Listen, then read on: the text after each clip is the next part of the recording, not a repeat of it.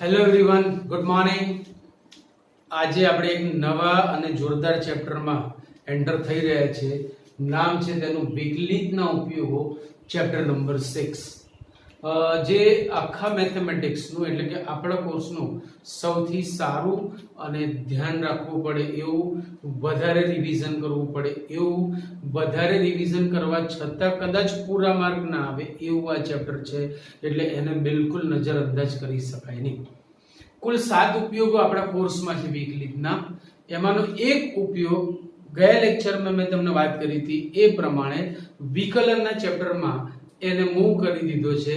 એ છે રોલનું પ્રમેય અને મધ્યકમાન પ્રમેય, જે તમે ઓલરેડી ભણી લીધું છે. હવે જે બાકી 6 ઉપયોગો રહ્યા એ 6 ઉપયોગોમાં પહેલો ઉપયોગ છે દર માપક તરીકે વિકલિતનો ઉપયોગ. ફેરફારનો દર એટલે કે દર માપક તરીકે વિકલિતનો ઉપયોગ. આ દર માપક તરીકે વિકલિતના ઉપયોગમાં મને બહુ બધા સૂત્રોની જરૂર પડવાની, બહુ બધા, જે તમે ભણીને આવ્યા છો. એ બધા સૂત્રો આજે ફરીથી એક વખત હું તમને અહીંયા લખાવું છું. યાદ રાખજો, બધાની જરૂર પડવાની છે માટે હું ફરીથી લખાવું છું. એટલે તૈયાર ના હોય તો જોડે જોડે તૈયાર કરી દેજો, બરાબર? જેમ કે પહેલું છે, આપણે અહીંથી શરૂઆત કરીએ.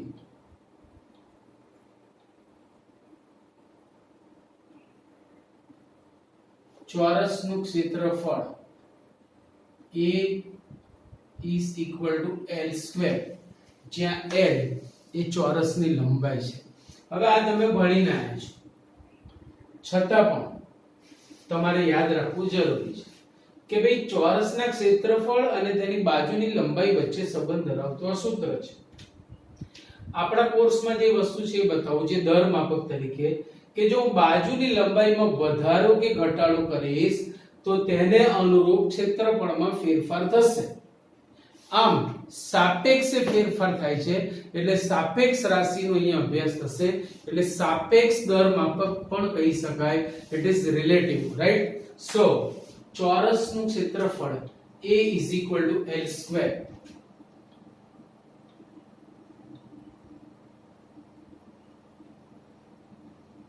ચોરસની પરિમિતિ P is equal to 4L. ચારે બાજુઓના માપનો સરવાળો એ એની પરિમિતિ, એ તમે જાણો છો. ચોરસમાં આપણે આ બે વસ્તુઓનો અભ્યાસ કરી શકીએ. એક આપણને મળે એનું ક્ષેત્રફળ અને બીજું આપણને એની મળે પરિમિતિ. એના પછી લંબચોરસની વાત કરીએ. ત્રીજું, લંબચોરસનું ક્ષેત્રફળ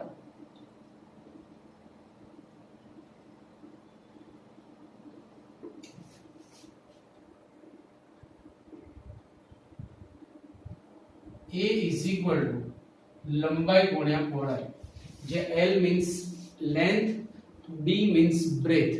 પહોળાઈનો B નથી લીધો. એટલે લંબચોરસના ક્ષેત્રફળનું સૂત્ર છે લંબાઈ ગુણ્યા પહોળાઈ.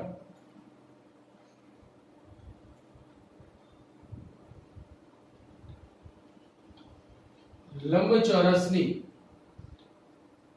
પરિમિતિ P is equal to 2L plus 2B, 2 common લઈએ, so L2 into L plus B.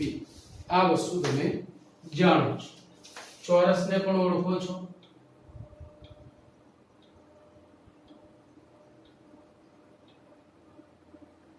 ક્ષેત્રફળ એટલે આની વાત છે. પરિમિતિ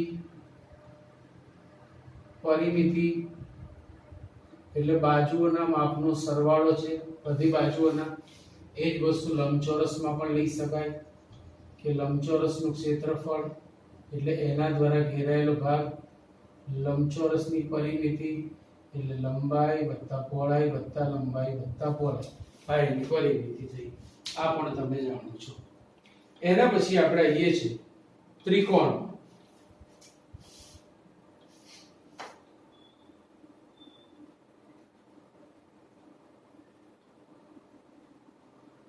ત્રિકોણનું ક્ષેત્રફળ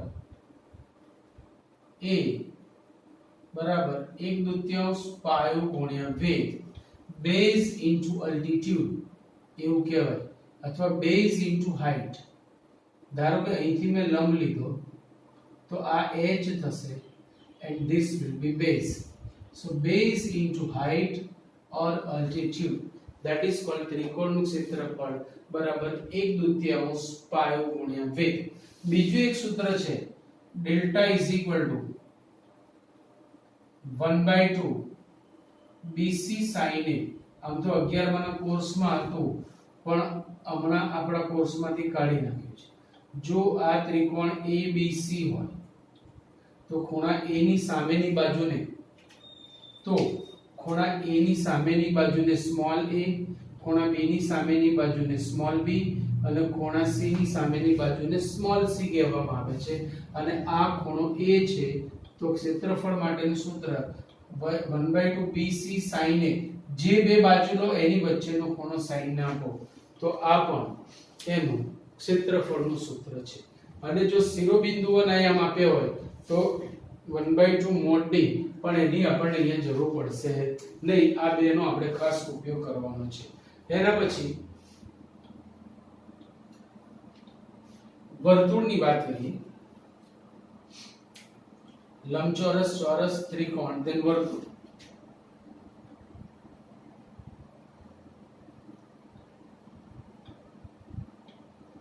વર્તુળનું ક્ષેત્રફળ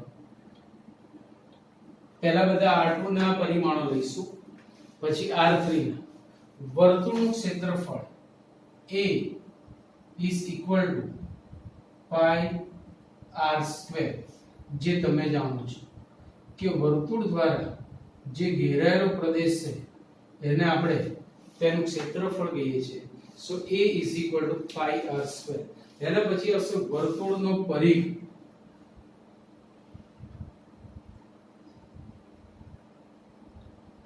વર્તુળનો પરિઘ એટલે કે સર્કમ્ફિયરન્સ s.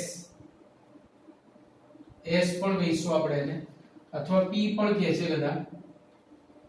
p is equal to વર્તુળનો પરિઘ થશે 2 pi r. એટલે કે એની જે આ જે માપ છે આ બાજુનું એનું ફેન્સિંગ પણ કહી શકાય. આમ પરિમિતિ કો તોય ચાલે, પણ વર્તુળ માટે પરિમિતિ શબ્દનો ઉપયોગ કરતા નથી. વર્તુળ માટે આપણે પરિઘનો ઉપયોગ કરીશું. એટલે આ થયો વર્તુળનો પરિઘ. એના પછી સૂત્ર છે અર્ધવર્તુળનો પરિઘ. અર્ધવર્તુળનું ક્ષેત્રફળ 1/2 પાઈ r સ્ક્વેર થશે, એ સમજી શકાય, પણ પરિઘમાં ફેરફાર થાય છે એ ધ્યાન રાખજો. અર્ધ વર્તુળનો પરિઘ, અર્ધ વર્તુળનો પરિઘ is equal to pi r plus 2r. શા માટે આવું કર્યું તો જુઓ, અર્ધવર્તુળમાં આપણે અર્ધવર્તુળ જોઈએ છે તો અડધું મેં કાઢી નાખ્યું. હવે આ જે ભાગ છે આ એ વ્યાસ છે એટલે r plus r. તો અર્ધવર્તુળનો પરિઘ પાઈ r તો થવાનો જ, કુલ 2 પાઈ r છે, એનું અડધું પાઈ r અડધું પાઈ r. હવે આ પરિઘમાં આ ભાગ પણ ઉમેરાઈ ગયો એટલે પાઈ r plus 2r. ત્યાંથી તમે r કોમન લઈ લો તો પાઈ plus 2 પણ લખી શકાય. સો અર્ધવર્તુળનો પરિઘનું આ સૂત્ર છે, ધ્યાન રાખજો. ત્રિજ્યામાં હું ફેરફાર કરીશ તો તેના પરિઘમાં પણ ફેરફાર થશે, એને કહેવાય અર્ધવર્તુળનો પરિઘ. રાઈટ. એના પછી આ બધી વાત થઈ દ્વિપરિમાણીય રચનાઓની. ચોરસ, લંબચોરસ, ત્રિકોણ, વર્તુળ, આ બધી R2 પદ્ધતિની રચનાઓ છે, એટલે કે દ્વિપરિમાણીય રચનાઓ છે. હવે આપણે ત્રિપરિમાણીય રચનાઓ એટલે R3 પદ્ધતિમાં જવા માંગીએ છીએ. એની રચનાઓ છે ગોલક, સમઘન, લંબઘન, શંકુ, નળાકાર. એમના પણ સૂત્રો આપણા માટે એટલા જ જરૂરી છે. સો વિલ સ્ટાર્ટ ફ્રોમ ધી સમઘન. બરાબર. 8 પછી 9.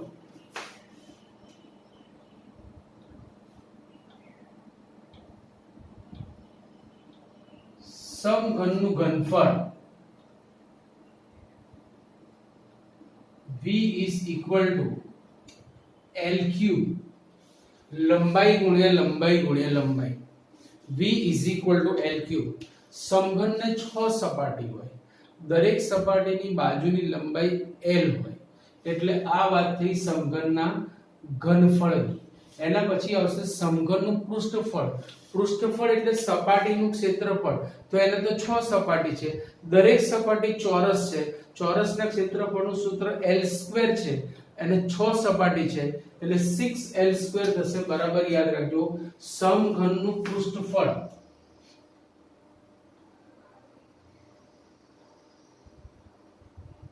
સમઘનનું પૃષ્ઠફળ S એટલે surface area that will be 6L² કારણ કે દરેક સપાટીનું ક્ષેત્રફળ તેની દરેક સપાટીનું ક્ષેત્રફળ L² આવશે આમ એની કુલ 6 સપાટી છે એટલે 6 સપાટી માટે ક્ષેત્રફળ આપણને મળશે 6L² આ વાત થઈ સમઘનની સમઘન બધા જાણો છો છતાં બી જો હોય તો તમે આ રીતે એને સમજી શકો પ્રયત્ન કરું છું સમજાવવાનો એની બધી જ બાજુ ચોરસ રહેવાની એ પણ તમને ખબર છે અને આઈ થિંક કેમિસ્ટ્રીમાં તમે એને સારી રીતે ભણીને આવ્યા છો મેં પ્રયત્ન કર્યો છે સમજાવવાનો અને સમઘન દોરવાનો કદાચ આશા રાખું છું થોડો સાથ આપીને સમજી જશો તો એક સમઘન રચના થઈ સમઘન એ પોલી અંદરથી પોલું છે સમઘનનું ઘનફળ એટલે એના દ્વારા ઘેરાયેલો ભાગ પૃષ્ઠફળ એટલે એની સપાટી બરાબર સમજજો એના પછી આપણે જઈએ છે લંબઘનમાં બરાબર લંબઘનનું ઘનફળ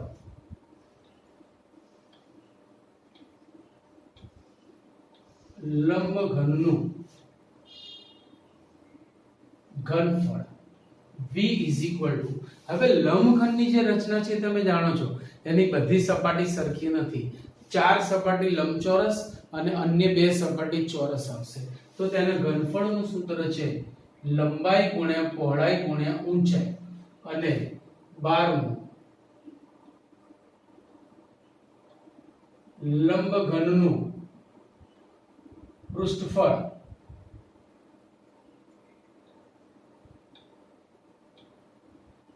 તો એને કુલ 6 સપાટી છે 6 સપાટીની લંબાઈ પહોળાઈ અલગ અલગ હશે તો એને લંબાઈ ગુણ્યા પહોળાઈ લંબાઈ ગુણ્યા પહોળાઈ લંબાઈ ગુણ્યા પહોળાઈ એવી રીતે તમારે લેવું પડે તો સામસામેની બાજુઓના માપ સરખા હોય એટલે 6 ટાઈમ્સ LBH પણ કહી શકાય 6 ટાઈમ્સ લંબાઈ ગુણ્યા પહોળાઈ પણ કહી શકાય એવી રીતે તમે એનું પૃષ્ઠફળ લઈ શકો છો સો એના પૃષ્ઠફળની વાત કરીએ તો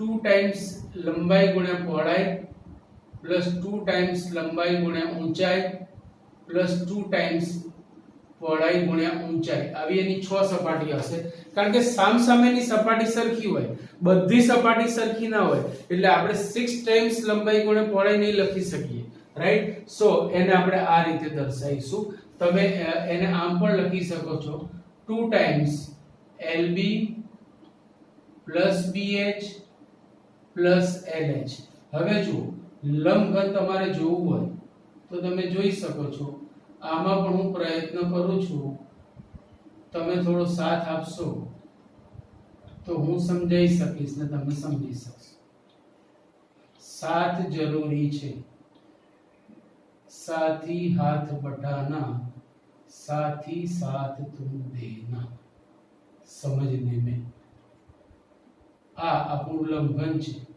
આની બધી સપાટી તમે સમજી શકો છો જો હું આને લંબાઈ અને પહોળાઈ અને આને ઊંચાઈ એવું કહું તો હવે કુલ 6 સપાટી અને 6 સપાટી માટે લંબાઈ ગુણ્યા પહોળાઈ લંબાઈ ગુણ્યા પહોળાઈ અહીંયા પહોળાઈ ગુણ્યા ઊંચાઈ પહોળાઈ ગુણ્યા ઊંચાઈ અને કઈ બે સપાટી બધી બોલો જોઈએ પાછળ આગળ પહોળાઈ ગુણ્યા ઊંચાઈ પાછળ પહોળાઈ ગુણ્યા ઊંચાઈ આમ કુલ 6 સપાટી માટે આપણે આવું સૂત્ર લગાડી શકીએ છીએ તો આ સમઘન અને લંબઘનની વાત થઈ ગઈ એના પછી હવે આપણી વાત આવે છે નળાકારની નળાકાર, શંકુ અને ગોલક 3 વસ્તુ રહી. ચલો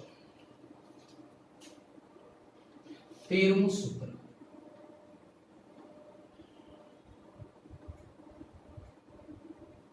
નળાકારનું ઘનફળ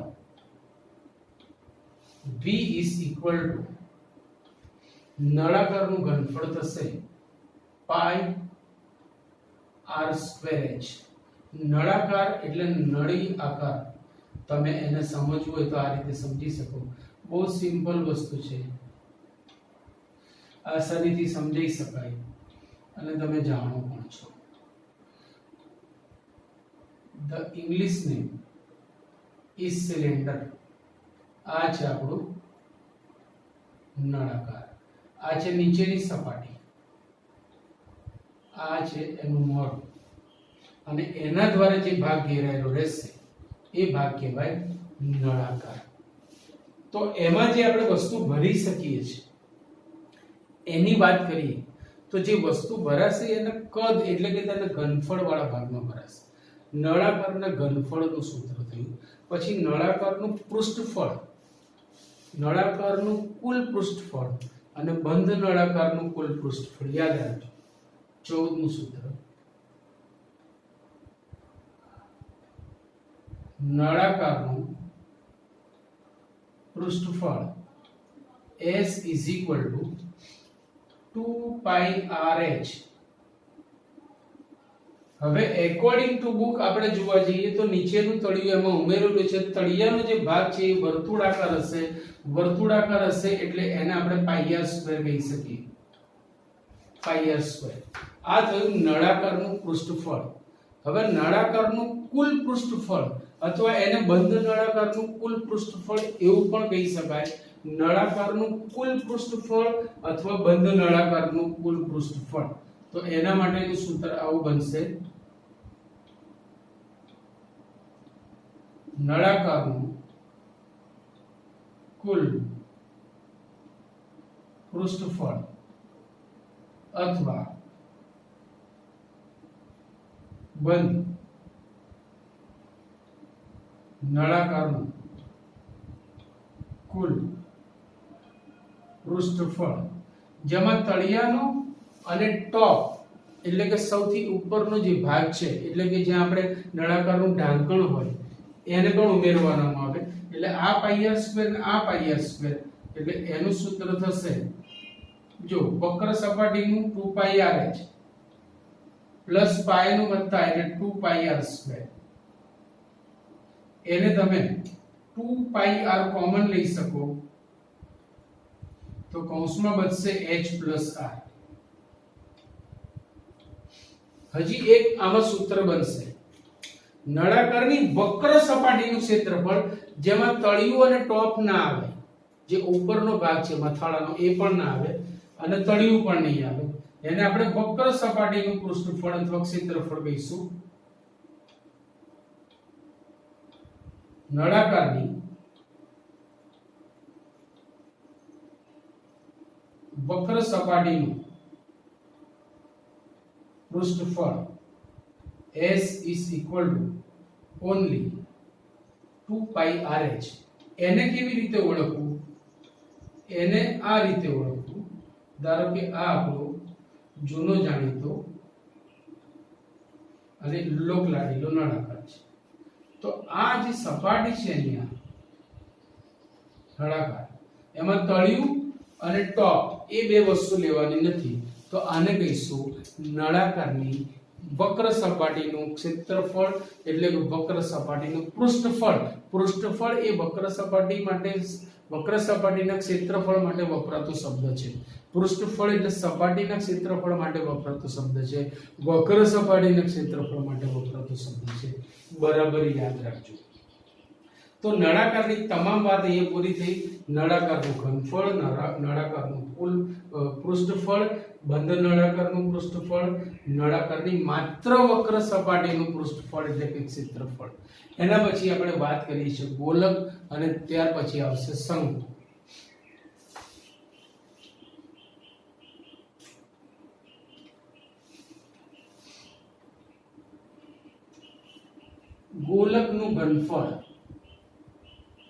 ગોલકનું ઘનફળ v is equal to 4/3 pi r cube. ગોલક એ ત્રિપરિમાણીય રચના છે અને બોર્ડ ઉપર ત્રિપરિમાણીય રચના દર્શાવી અઘરી છે, પણ આપણે એવો આભાસ ઉત્પન્ન કરી શકીએ કે આ ગોલક છે, ત્રિપરિમાણીય રચના દર્શાવવા માટે આપણે એને આ રીતે દર્શાવી શકીએ. બરાબર. સો આ થયું ગોલકનું ઘનફળ. પછી અર્ધગોલકનું ઘનફળ. આ બધા સૂત્રો કામમાં આવે છે ક્યારેક ક્યારેક, એટલે આપણે એને આવી રીતે જુદા પાડેલા છે. અર્ધગોલકનું ઘનફળ v is equal to 2/3 pi r cube. અર્ધગોલકનું ઘનફળ એટલે 2/3 pi r cube. એના પછી ગોલકનું પૃષ્ઠફળ એટલે વક્ર સપાટીનું ક્ષેત્રફળ. બંને શબ્દો બરાબર સમજો. 19મું સૂત્ર, ગોલકનું પૃષ્ઠફળ એટલે જ અથવા વક્ર સપાટીનું ક્ષેત્રફળ S is equal to 4 pi r square. હવે અર્ધગોલકનું પૃષ્ઠફળ એક નવો શબ્દ આવશે, એ તમારે સમજવાનો છે. 20મું સૂત્ર, અર્ધગોલકનું પૃષ્ઠફળ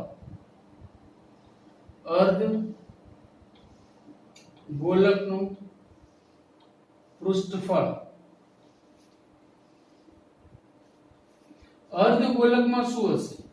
તો કે અર્ધગોલકની વક્ર સપાટી તો કામમાં આવશે જ, પણ અર્ધગોલક હોવાના કારણે આ જે વક્ર સપાટી છે અડધી, જો કુલ છે 4 pi r square, તો અડધી 2 pi r square થશે. તદુપરાંત આ જે નવી સપાટી બની, જે સમતલીય સપાટી છે, એનું ક્ષેત્રફળ પણ ઉમેરાશે, એટલે 4 pi r square નું અડધું થશે 2 pi r square પ્લસ આ ઉપરનું pi r square equal to S is equal to 2 pi r square plus ઉપરનું જે સમતલીય ભાગ છે, જે વર્તુળાકાર છે, એનું pi r square, એમ કુલ મળીને થશે 3 pi r square. તો આ તમામ વાતો થઈ ગઈ ગોલકનું ઘનફળ, અર્ધગોલકનું ઘનફળ, ગોલકનું પૃષ્ઠફળ, અર્ધગોલકનું પૃષ્ઠફળ, બધી જ વાત થઈ ગઈ. બરાબર. એના પછી છેલ્લી ત્રિપરિમાણીય રચના આવશે શંકુ. આપણા કોર્સમાં લંબવૃત્તીય શંકુ છે. લંબવૃત્તીય શા માટે કહેવાય છે એ પણ તમને સમજાવી દઉં કે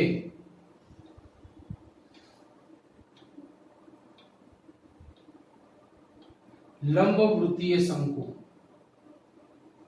શા માટે લંબવૃત્તીય કહેવાય છે? તો તેનો પાયાનું જે વર્તુળ છે, એના શીર્ષમાંથી પાયાના વર્તુળ પર જે અક્ષ દોરવામાં આવે તે લંબ બને છે. આથી આવા શંકુને લંબવૃત્તીય શંકુ કહે છે.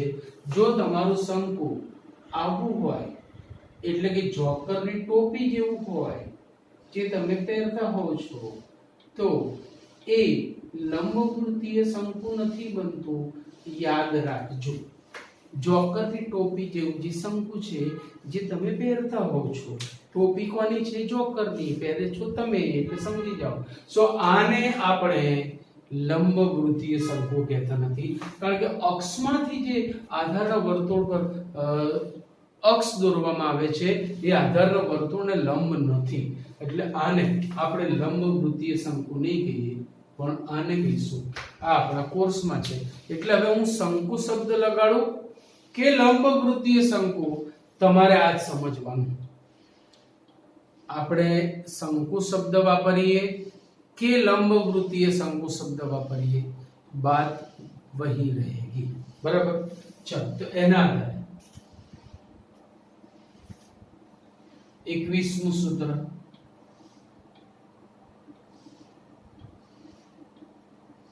शंकुનું ઘનફળ V is equal to 1/3 pi r square h આખા શંકુનું ઘનફળ થયું। એના પછી આટલી વસ્તુ તમારે સમજવી એટલી જરૂરી છે। આપણા જે કોર્સમાં છે એને આપણે લંબવૃત્તીય શંકુ કીધું છે, જે પાયાના વર્તુળને લંબ હશે। હવે આમાં કેટલીક વસ્તુ આપણે જાણવાની છે, જેમ કે આને આપણે વક્ર ઊંચાઈ L કહીશું।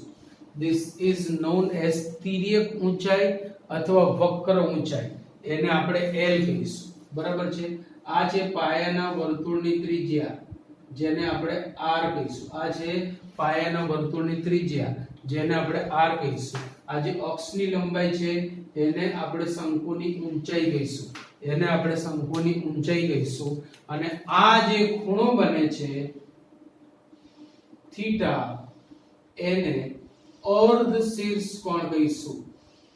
अर्ध शीर्ष कोण, मतलब जो हूँ थीटा अर्ध शीर्ष कोण लઉં तो शीर्ष कोण થશે 2 थीटा।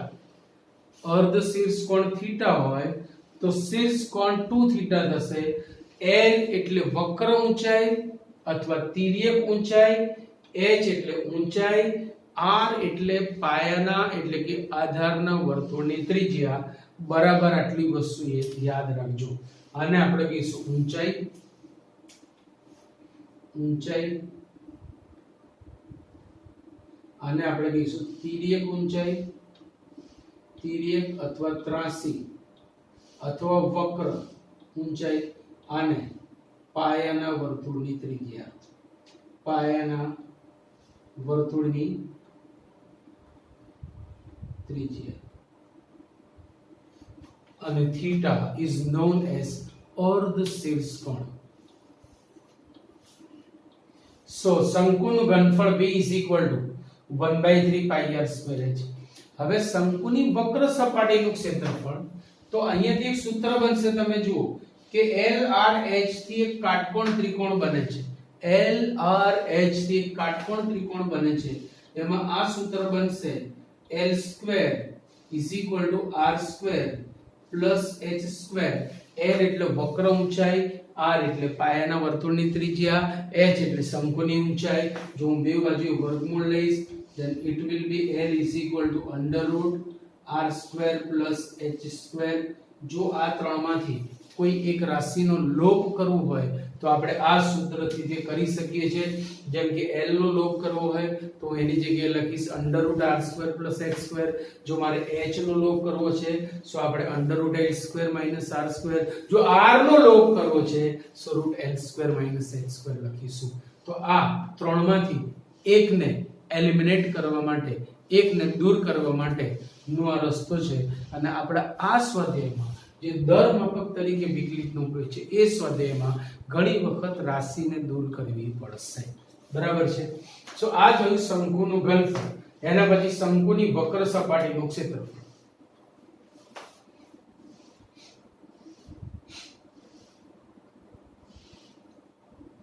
શંકુની વક્ર સપાટીનું ક્ષેત્રફળ S is equal to pi r l, જ્યાં l ની જગ્યાએ તમે √r² plus h² પણ જરૂર હોય તો મૂકી શકો છો, જો l તમારે એલિમિનેટ કરવો હોય, l ને દૂર કરવો હોય તો। એના પછી શંકુનું પૃષ્ઠફળ, પૃષ્ઠફળ એટલે કુલ સપાટીનું ક્ષેત્રફળ। આપણે વક્ર સપાટીનું ક્ષેત્રફળ લીધું, શંકુનું પૃષ્ઠફળ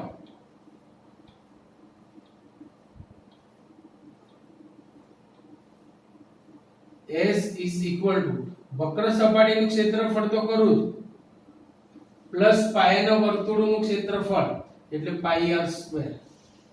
આ બંનેમાંથી તમે પાઈ r કોમન લઈ લેશો then it will be l plus r. જો આ બંનેમાંથી તમે પાઈ r સ્ક્વેર કોમન લઈ લેશો તો l plus r આ પણ એનું જ સૂત્ર થયું. Clear point? ડન. સો આટલા સૂત્રો તમારે યાદ રાખવાના છે સ્વાધ્યાય 6.1 માટે. બધા જ ઉપયોગમાં નહીં આવે. 23 તો દાખલા કદાચ નથી. દાખલાની સંખ્યા છે કુલ 18 પણ આવશે ખરા આજે નહીં તો કાલે, સ્વાધ્યાયમાં નહીં તો ઉદાહરણમાં અથવા તો પ્રકરણ સ્વાધ્યાયમાં આ સૂત્રોનો ઉપયોગ આવશે. અને જો નહીં એમાં આવતો હોય તો એવું નહીં માનતા કે એક્ઝામમાં નહીં આવે. આપણે ચોપડીમાં જે સૂત્રનો ઉપયોગ નથી કર્યો એનો પેપરમાં કદાચ ઉપયોગ કરવો પડે એવું બની શકે. બરાબર છે? સો આટલા સૂત્રો તમને કડકડાટ હોવા જોઈએ. સો લખી લો એટલે આપણે સ્વાધ્યાયનો આરંભ કરીએ. અહીંયા દર માપક તરીકે વિકલિતનો ઉપયોગ જે સૂત્રો મેં તમને આગળ આપ્યા એની વાત કરીએ તો એનો ઉપયોગ કરવાનો છે. હવે કેવી રીતે દાખલા કરવા? તો એક વસ્તુ ખાસ અહીંયા સમજી લો કે ભાઈ dy by dx ના કુલ 7 રોલ છે આપણા કોર્સમાં. there are 7 roles of dy by dx in our AOD life, application of derivative, એટલે કે વિકલિતના ઉપયોગનું જે આખું જીવન સફર છે એમાં કુલ 7 પ્રકારના એના અલગ અલગ રોલ છે. એમાં એક રોલ તમે ભણીને આયા કે રોલ અને મધ્યકમાન પ્રમેય. રોલનું પ્રમેય, મધ્યકમાન પ્રમેય આજે જોવાના છે દર માપક તરીકે વિકલિતનો ઉપયોગ. તો dy by dx ને આપણે આમ લખી શકીએ કે dy by dx નો અર્થ થાય y નો x ની સાપેક્ષે વૃદ્ધિ દર. y નો x ની સાપેક્ષે વૃદ્ધિ દર એટલે જો y માં ફેરફાર થાય તો સાપેક્ષે x માં ફેરફાર થાય. y માં વધારો થાય તો સામે x માં પણ વધારો થાય. y માં ઘટાડો થાય તો સામે x માં પણ ઘટાડો થાય. ઘટાડાને ઘટાડાનો દર નહીં કહીએ, એને બી વૃદ્ધિ દર જ કહીશું. માઈનસમાં વૃદ્ધિ દર. વધારા માટે પણ વૃદ્ધિ દર શબ્દ છે, ઘટાડા માટે પણ વૃદ્ધિ દર શબ્દ છે. તો dy by dx નું અર્થઘટન થાય y નો x ની સાપેક્ષે વૃદ્ધિ દર. જો હું dy by dt લખું અથવા dA by dt લખું, dA by dt, તો તમે આને આમ કહી શકો છો કે ક્ષેત્રફળનો સમયને સાપેક્ષ વૃદ્ધિ દર. સમયને સાપેક્ષ વૃદ્ધિ દર. ક્ષેત્રફળનો સમયને સાપેક્ષ વૃદ્ધિ દર. તમે આમ પણ કહી શકો છો કે જો તમારી પાસે dv by dr આવ્યું, dv by dr, તો આને આપણે કહીશું ઘનફળનો ત્રિજ્યાને સાપેક્ષ વૃદ્ધિ દર. ઘનફળનો ત્રિજ્યાને સાપેક્ષ વૃદ્ધિ દર. હવે સાપેક્ષ રાશિ જ્યારે દાખલામાં આપી ના હોય ત્યારે સાપેક્ષ રાશિ તરીકે આપણે સમય લઈ લેવાનો. સમય હંમેશા ચલિત છે, એ ક્યારેય અચળ થતો નથી. જો તમે એવું સાબિત કરી દો કે સમય અચળ છે અથવા સમયને અચળ તમે બનાવી શકતા હોય તો વિશ્વમાં તમે સૌથી મોટા શોધક બની જશો, વૈજ્ઞાનિક બની જશો. યાદ રાખજો, બહુ મોટા જાદુગર બની જશો. સો dv by dr ને કહીશું ઘનફળનો ત્રિજ્યાને સાપેક્ષ વૃદ્ધિ દર. એટલે કે એક રાશિનો બીજી રાશિને સાપેક્ષ વૃદ્ધિ દર જોઈતો હોય ત્યારે જો ધારો કે ઘનફળનો ત્રિજ્યાને સાપેક્ષ વૃદ્ધિ દર જોઈએ છે, બરાબર સમજો, તો તમારી પાસે ઘનફળ અને ત્રિજ્યા વચ્ચે સંબંધ ધરાવતું સૂત્ર હોવું જોઈએ. ક્ષેત્રફળ અને સમયનો વૃદ્ધિ દર જોઈએ છે તો ક્ષેત્રફળ અને સમયની વચ્ચે સંબંધ ધરાવતું સૂત્ર હોવું જોઈએ. y નો x ની સાપેક્ષે વૃદ્ધિ દર જોઈએ છે તો y નો x ની સાથે સંબંધ ધરાવતું સૂત્ર હોવું જોઈએ. જેના માટે આપણે આ સૂત્રોની વણઝાર મેં તમને આપી છે એની પરથી આપણે લઈ શકીએ કે ભાઈ ક્ષેત્રફળનો લંબાઈને સાપેક્ષ વૃદ્ધિ દર, તો ક્ષેત્રફળ અને લંબાઈ વચ્ચે સંબંધ ધરાવતું સૂત્ર આપણી પાસે હોવું જોઈએ. પછી લંબચોરસ હોય, ચોરસ હોય, લંબઘન હોય, સમઘન હોય કે અન્ય કોઈ વાત આવતી હોય, બરાબર યાદ રાખજો. રાઈટ. સો આપણે સ્ટાર્ટ કરીએ છીએ સ્વાધ્યાય 6.1. જો સ્વાધ્યાય 6.1 એના માટે તમારી પાસે બેટા ટેક્સ્ટ બુક હોવી જોઈએ. હાલાકી મેં થોડીક રકમો લખી છે અહીંયા, બટ ચોપડી હશે તો તમને ઓર મજા આવશે. હવે આ ટોપિક શું કહેવા માંગે છે એ તમને જસ્ટ સમજાવી દઉં. દાખલા તરીકે મારી પાસે એક લંબચોરસ છે, બરાબર. હવે આ લંબચોરસની લંબાઈ l છે અને પહોળાઈ b છે અને એ સમયે તેનું ક્ષેત્રફળ a છે. હવે માનો કે તેની પહોળાઈમાં દર સેકન્ડે 0.01 સેન્ટીમીટરનો વધારો થાય છે દર સેકન્ડે. તમે કમ્પ્યુટરમાં આ ઇમેજ બનાવી શકો. દર સેકન્ડ એટલે 0.01 સેન્ટીમીટર વધી. તો દર સેકન્ડે તેના ક્ષેત્રફળમાં આટલો વધારો થતો જોવા મળશે. દર સેકન્ડે તેના ક્ષેત્રફળમાં આટલો વધારો થતો જોવા મળશે. તો તમે જોઈ શકો છો કે જેમ જેમ તેની પહોળાઈમાં વધારો થતો જશે તેમ તેમ તેની સાપેક્ષે તેના ક્ષેત્રફળમાં પણ વધારો થતો જોવા મળશે. આમ એક રાશિના ફેરફારના કારણે બીજી રાશિમાં જે ફેરફાર થાય છે એ ફેરફારનો દર શોધવો છે. શબ્દ બરાબર સમજો, ફેરફારનો દર. હવે ફેરફારનો દર સમજાવવા માટે બહુ જ વ્યવહારિક ઉદાહરણ તમને આપું કે ભાઈ બધાના ઘરે નાની ડોલ તો હોય જ. ડોલ શબ્દથી બધા પરિચિત છો, જેને આપણે બકેટ પણ કહી શકીએ. અને એના વગર આપણું કામ ના થાય, કારણ કે ખૂબ જ ઉપયોગી અને જરૂરી વસ્તુ ઘરની છે આ ડોલ. હવે આ ડોલમાં થોડી વાંકી પાણી નીકળી જશે.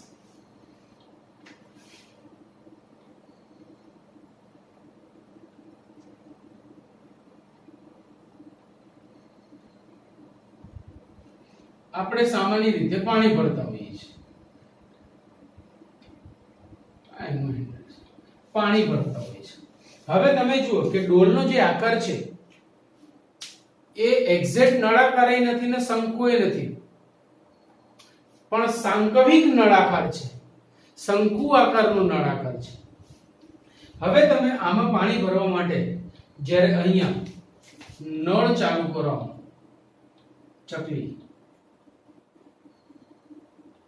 બરાબર, અને અહીંથી જ્યારે પાણી પડે છે ત્યારે તમે જુઓ નીચેનો ભાગ સાંકડો અને ઉપરનો ભાગ પહોળો થતો જાય છે.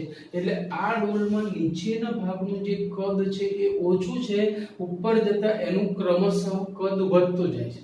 હવે જેવો તમે નળ ખોલો છો એટલે પાણી ભરાવાની શરૂઆત થાય છે, તો અહીંયા શરૂઆતમાં ઊંચાઈ ઝડપથી વધશે, કારણ કે કદ ઓછું છે, એના દ્વારા ઘેરાયેલો ભાગ ઓછો છે.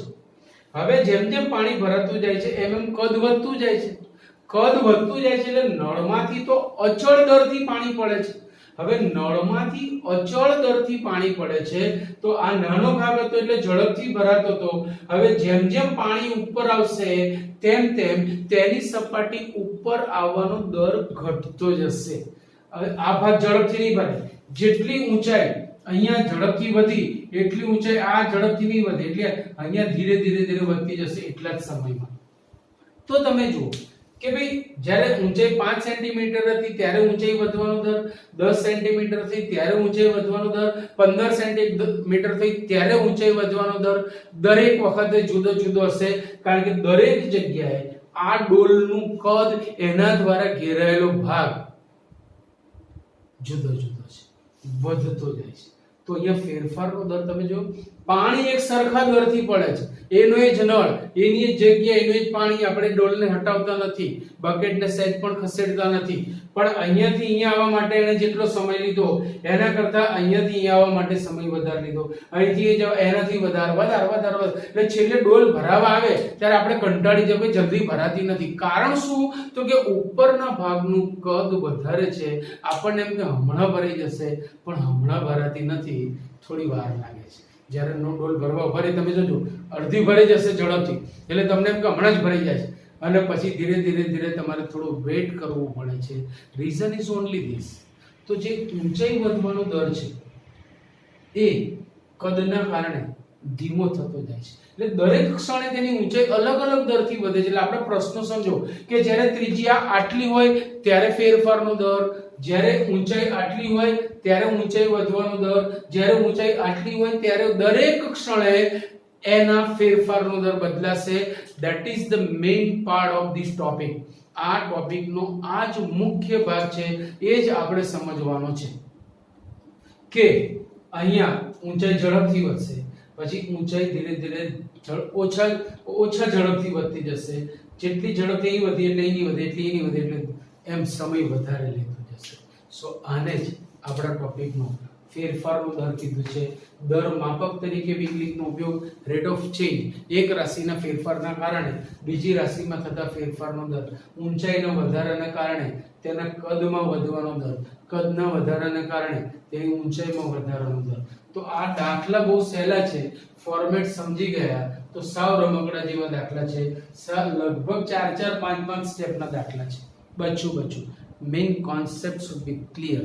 એ તમારી પાસે હશે તો વાંધો નહીં આવે. મુખ્ય વસ્તુ એ યાદ રાખવાની છે કે દાખલામાં એક રાશિનો વૃદ્ધિ દર આપ્યો હશે, બીજી રાશિનો વૃદ્ધિ દર માંગ્યો હશે, એટલે તેમની વચ્ચે સંબંધ ધરાવતું સૂત્ર આપણી પાસે હોવું જોઈએ.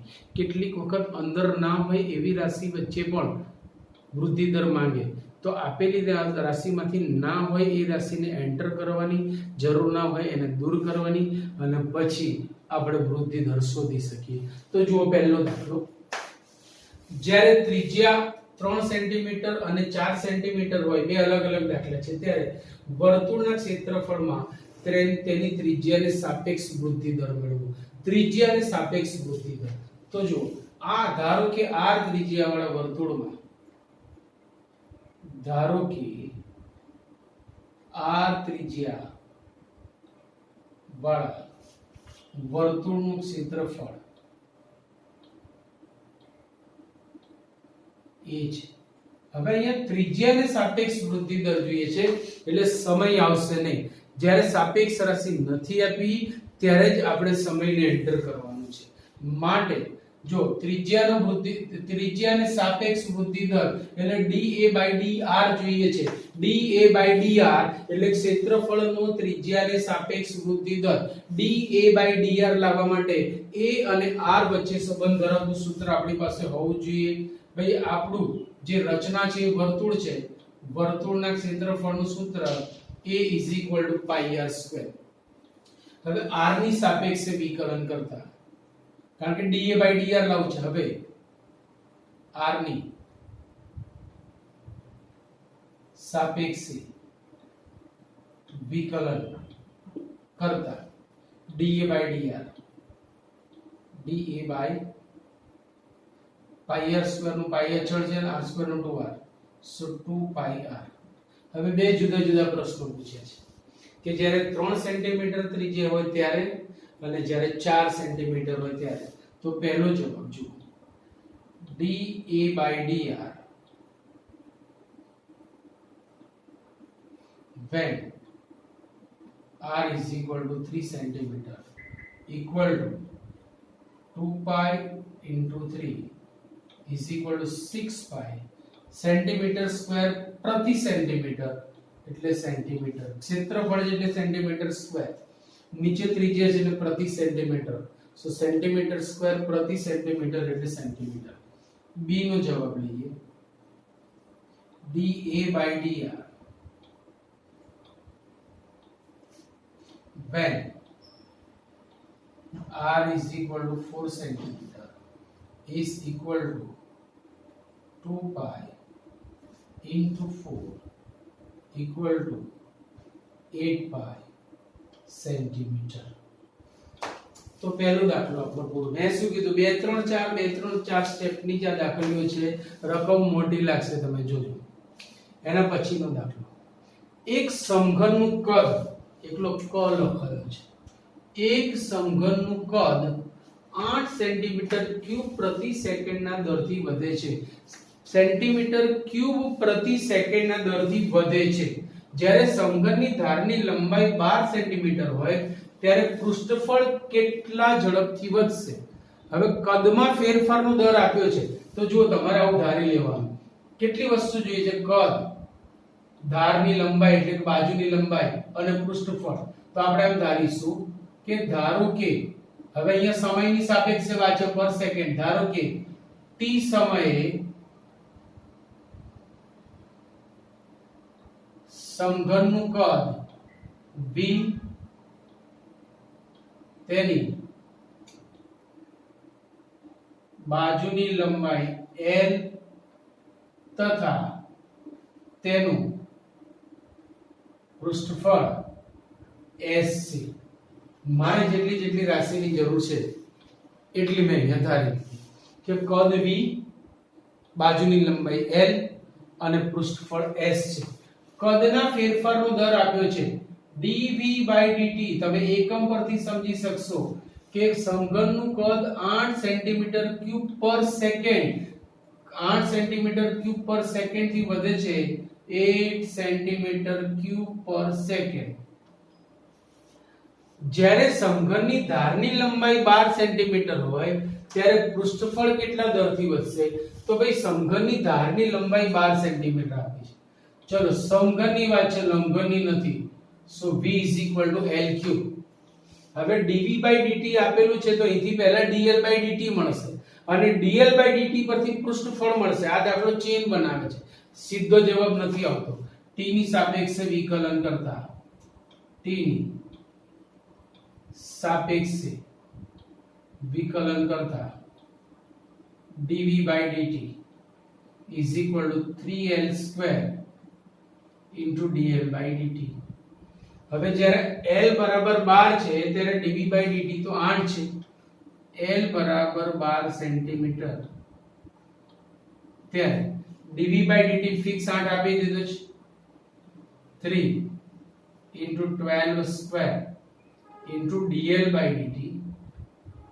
dl/dt. 12 નો વર્ગ 144. so 8/3 * 12 * 12 = dl/dt. 4 × 2 = 8, 4 × 3 = 12 અને 2 × 6 = 12 એટલે 1/36. so dl/dt is 1/36 સેન્ટીમીટર પર સેકન્ડ. આ થઈ બાજુનો વૃદ્ધિ દર. આટલો દાખલો બી તમને પૂછી શકે, આટલો જ. પણ આપણે તો પૃષ્ઠફળનો પ્રશ્ન પૂછ્યો છે. તો dl/dt એટલે બાજુની લંબાઈનો વૃદ્ધિ દર આપણી પાસે છે અને પૃષ્ઠફળ એટલે s નો વૃદ્ધિ દર જોઈએ છે. તો હવે s અને l વચ્ચેનો સંબંધ ધરાવતું સૂત્ર s = 6l². t ની સાપેક્ષે વિકલન કરતા, t ની સાપેક્ષે વિકલન કરતા ds/dt = 12l dl/dt. l ની જગ્યાએ આપણી પાસે 12 છે અને dl/dt છે આપણી પાસે 1/36. તો એનો જવાબ આવશે 144/36. 12 * 12 = 144, 12 * 3 = 36 અને 3 × 4 = 4 સેન્ટીમીટર સ્ક્વેર પર સેકન્ડ. આ થશે તેના પૃષ્ઠફળનો વૃદ્ધિ દર, તેની સપાટીનો વૃદ્ધિ દર. Clear point. And the last question, ત્રીજો દાખલો.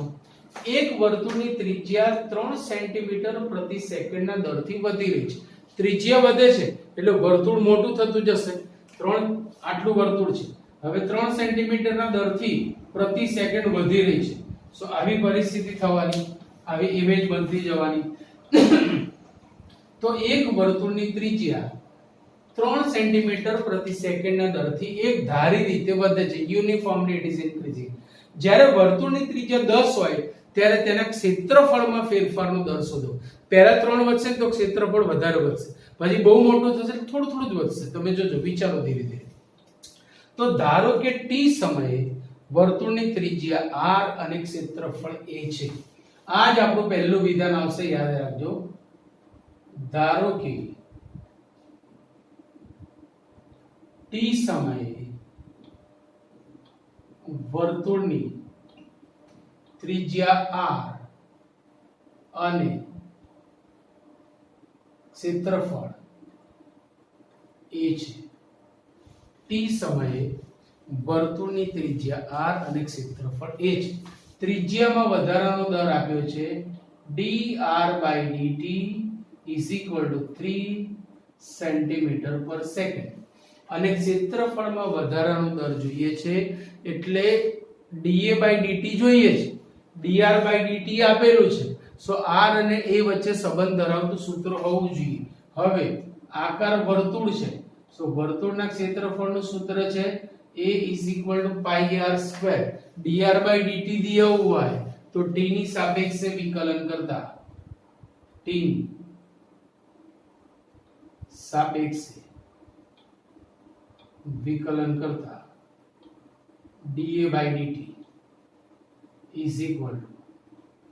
πr² નો 2r થશે એટલે 2πr અને t ની સાપેક્ષે વિકલન છે એટલે dr/dt તો આएगा. હવે જ્યારે r બરાબર 10 ત્યારે dr/dt 3 છે. જ્યારે r બરાબર 10 સેન્ટીમીટર ત્યારે dr/dt = 3 cm/s. તમામ કિંમતો ટીકાવતા dA/dt = 2πr ની જગ્યાએ 10 અને dr/dt ની જગ્યાએ 3.